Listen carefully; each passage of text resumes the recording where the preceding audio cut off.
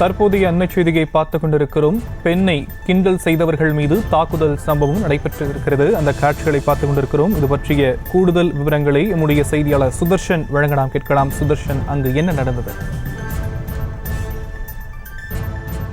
வணக்கம். சென்னை டி நகர் பிள்ளையார் கோவில் தெருவை சேர்ந்தவர் சோனியா.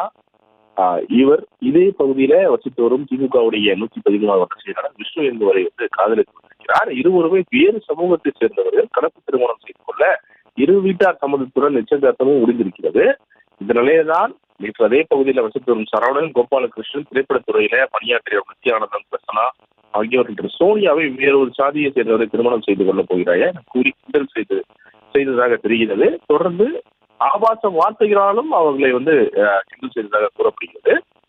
இது குறித்து சோனியா நடந்ததை விஷ்ணுவிடம் தெரிவித்திருக்கிறார். உடனே விஷ்ணு அவருடைய நண்பர்களுடன் கிட்டத்தட்ட ஒரு 15 பேரை அழைத்துக் கொண்டு அந்த பகுதியில் சென்று சரவணன் உள்ளிட்டவரை கண்டித்திருக்கிறார். வாக்குவாதம் முற்றி கைகலப்பாகி இருக்கிறது. இந்த சிசிடிவி காட்சிகள் தான் வெளியாகி இருக்கிறது. அதாவது இரு தரப்பினருமே பேசிக் கொண்ட அந்த நிலையில இரு தரப்பினருமே கைகளால் அடித்துக் கொள்கிறார்கள். அடித்து கிட்டத்தட்ட அந்த இடமே ஒரு போர்க்களமாக காட்சியளிக்கிறது.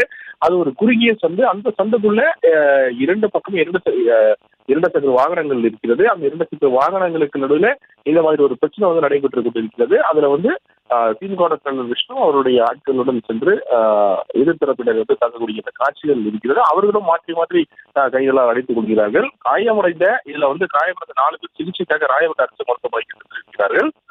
சரவணன், நித்யானந்தம், பிரசனா, கோபாலகிருஷ்ணன் இதுல காயம் ஏற்பட்டிருக்கிறார்கள். விஷ்ணு விஷ்ணு உள்ளிட்ட 15 பேர் மீது காயமடைந்தவர்கள் பாண்டிபஜார் கவர்னத்தில் புகார் அளித்திருக்கிறார்கள். இதே போல சோனியாவும் யார் யாரெல்லாம் தாக்குனாங்களோ அவங்க மீது புகார் அளித்திருக்கிறார்கள். கிட்டத்தட்ட ஒரு 4 பேர் மீது காவல்துறை புகார் அளித்திருக்கிறார். இருதரப்பு புகார்களையும் தொடர்ந்து பாண்டிபஜார் போலீசார் விசாரணை மேற்கொண்டு வருகிறார்கள். செய்திகளை உடனுக்குடனும் துல்லியமாகவும் தெரிந்து கொள்ள சப்ஸ்கிரைப் பண்ணுங்க.